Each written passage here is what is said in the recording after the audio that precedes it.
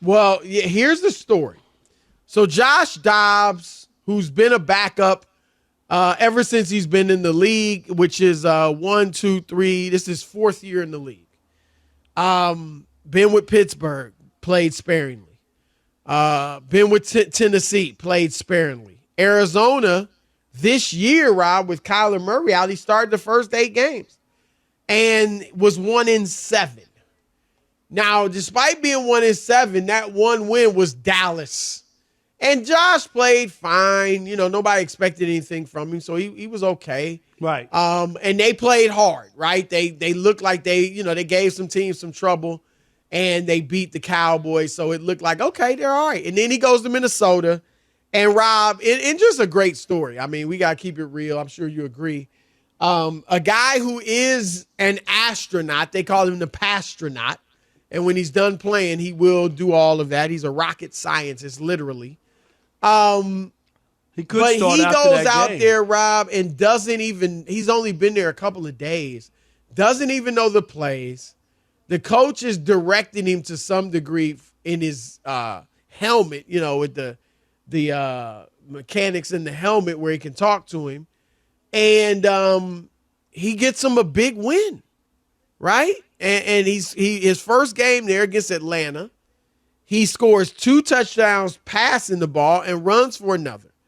Then they beat New Orleans with him starting, and he throws for another touchdown and runs for another one. And then last week, Denver, they lose only by a point, but he did have a pick and 1 touchdown, but still 1 touchdown pass and 1 running. And then last night against the Bears, the wheels fell off.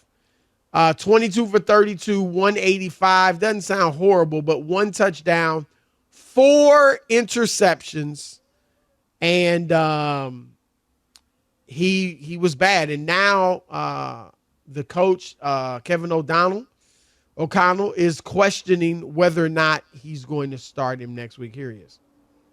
We're going to take a look, really evaluate, the inventory of plays now we have of Josh. Look, I think what Josh Dobbs has really done coming in here on short notice and really going, 2-2 in a stretch where, a lot of people might have thought Kirk Cousins and Justin Jefferson being out, the deck stacked against us. That's not the way this team thinks. That's not the way we operate. It's not the way I operate.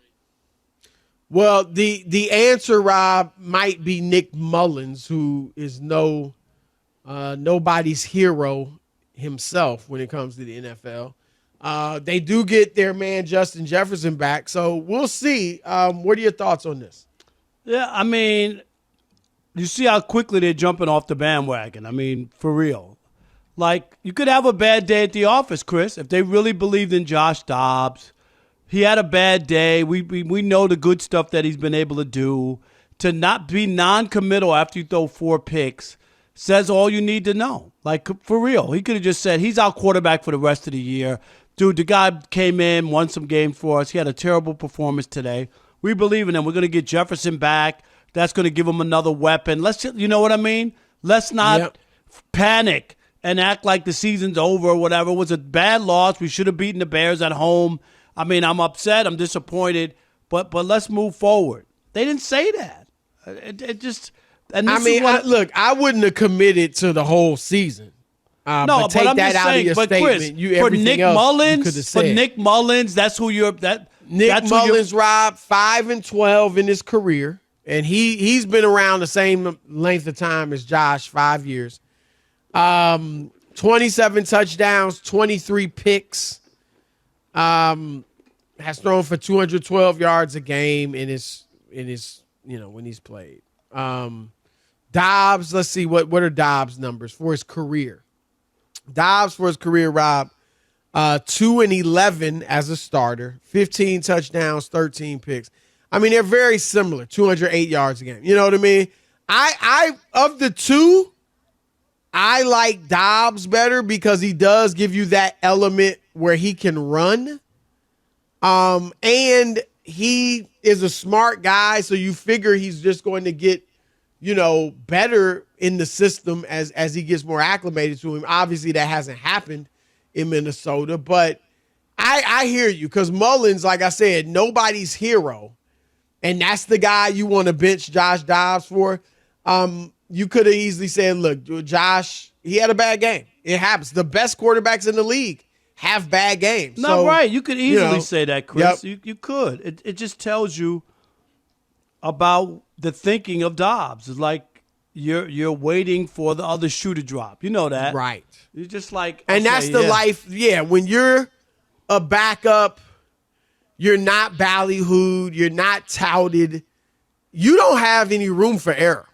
No, it's somewhat, I mean, Brock Purdy's obviously earned some of that now, but it's kind of an extreme version of what people still are doing with him, Rob. It's like, Chris, that's 100%. Every time it's a bad game, they look at him and go, I don't know. You know, right. and every time a guy like a Josh Dobbs, you know, has a bad game, it's like, okay, get him out. Let's get somebody else in. Like that's not like some of the good stuff. You just said it. He only has, and I say only, 5 interceptions, but 4 came last night. Right.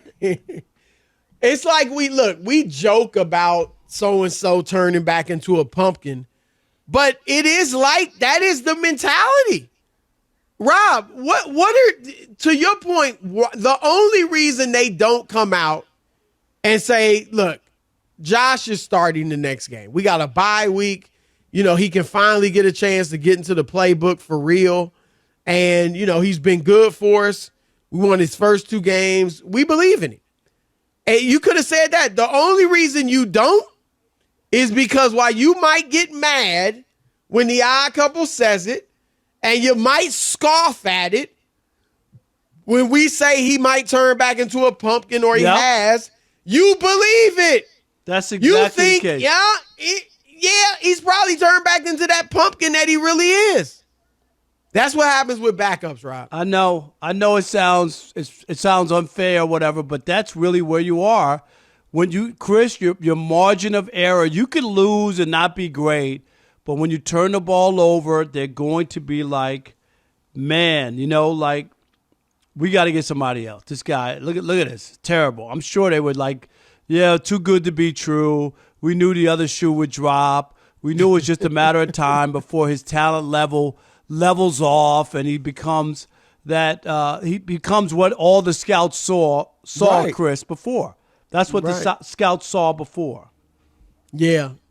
And so, and look, while people are saying, like you said, it's unfair and all that, look, on the flip side, because there were no expectations of him, he actually got the benefit of the doubt when he was in Arizona, Rob.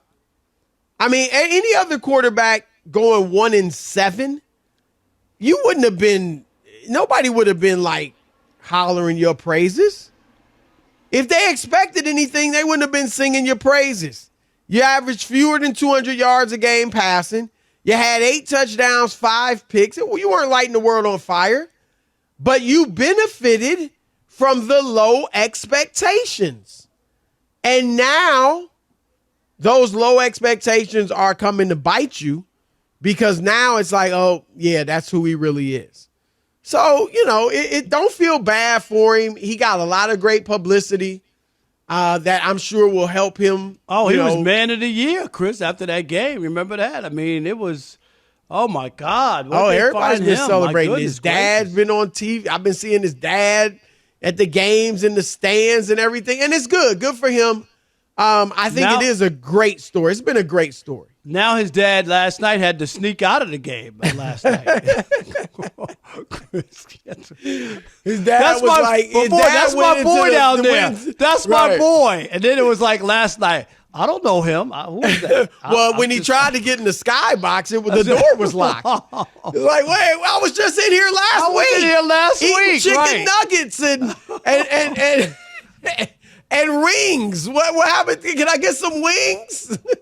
Sir, can you step away from the door, please? Step away from the door, sir.